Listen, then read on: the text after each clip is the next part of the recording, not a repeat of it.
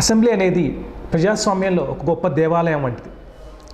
ప్రజల చేత, ప్రజల డబ్బుతో ప్రజల సమస్యల గురించి, రాష్ట్ర సమస్యల గురించి చర్చించడానికి ఉండే గొప్ప దేవాలయం అసెంబ్లీలు. అందులో ప్రజల చేత ఎన్నుకోబడ్డ ఎమ్మెల్యేలు ప్రజల సమస్యల గురించి, రాష్ట్ర సమస్యల గురించి చర్చించడానికి ఉన్న వేదిక అసెంబ్లీ. కానీ గడిచిన కొన్ని సంవత్సరాలుగా మనం గమనిస్తే అసెంబ్లీ జరిగే పద్ధతి, విధానాలు కానీ ఎంతో దురదృష్టకరంగా, అప్రజాస్వామికంగా ఉంటున్నాయి. ఇందులో ప్రభుత్వాల పాత్ర ఎంతుందో ప్రతిపక్షాల పాత్ర కూడా అంతే ఉంది. కేవలం బల ప్రదర్శనకి, అరుపులు కేకలతో అసెంబ్లీని స్తంభింపజేయడానికి, ప్రజల్ని తప్పుదారి పట్టించడానికి ఈ అసెంబ్లీ ఉపయోగపడుతుంది తప్ప ప్రజల సమస్యల గురించి, రాష్ట్రాల సమస్యల గురించి నిష్పక్షపాతంగా చర్చిస్తున్న మనం ఎక్కడా కనబడట్లేదు. ప్రతి గంటకి కొన్ని లక్షలు ఖర్చు అయ్యే ఈ అసెంబ్లీ సమావేశాలు కేవలం ప్రజలకి ప్రజాస్వామ్యం మీద విసుగు పుట్టించే విధంగా, వినోదాన్ని పుట్టించే విధంగా ఉన్నాయి తప్ప ఉపయోగకరంగా ఏ విధంగా ఉండట్లేదు.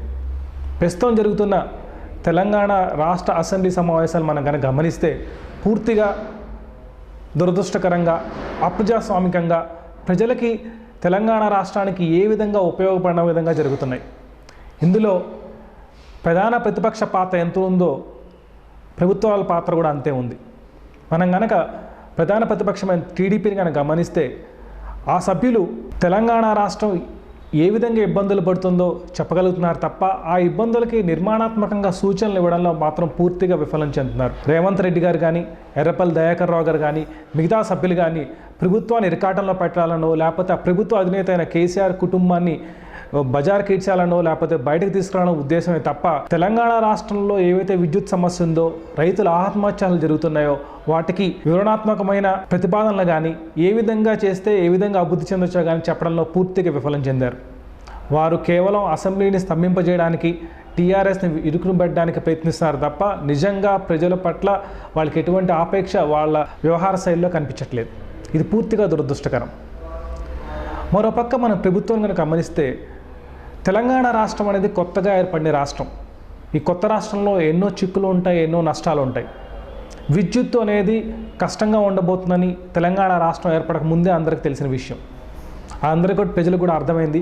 అది ప్రజలకి అర్థమయ్యే విధంగా కేసీఆర్ గారు చెప్పగలగాలి తప్ప ప్రతి సమస్యకి చంద్రబాబు నాయుడునో, ఆంధ్ర ప్రభుత్వాన్నో, ఆంధ్ర ప్రజలను తిట్టడం అనేది ఆయన రోజువారీ వ్యవహారశైలిగా పెట్టుకోవడం ఎంతో దురదృష్టకరం. ఏ విధంగా అభివృద్ధి చేయబోతున్నా అని ఇంకా చెప్పాలి. ప్రతిపక్షాల నుంచి కూడా సూచనలు స్వీకరించాలి తప్ప ఆయన ప్రతిపక్షాలని సస్పెన్షన్లతో, మార్షల్తో బయటకు పంపించే విధానం ఆయన కూడా చేయడం దురదృష్టకరం. ఆయన కుటుంబ సభ్యుల మీద ఏవైతే ఆరోపణలు వచ్చాయో, సర్వే రోజు వారి నిజామాబాద్ ఎంపీ కవిత గారు 2 చోట్ల సర్వే చేయించుకున్నారో దాని మీద ఆయన వివరణ ఇస్తే ముందుకు వెళ్ళిపోతే ఎంతో బాగుంటుంది తప్ప ప్రతిపక్షాలని తప్పుదో పట్టించి వాళ్ళని సస్పెండ్ చేయించి ఈ రణరంగంగా చేయడం అనేది కొత్తగా ఏర్పడిన తెలంగాణ రాష్ట్రానికి ఏ విధంగా మంచిది కాదు. ముఖ్యంగా చూసుకుంటే ఈ విధంగా అసెంబ్లీ సమావేశాలు జరగడం అనేది రాష్ట్ర భవిష్యత్తుకి మంచిది కాదు.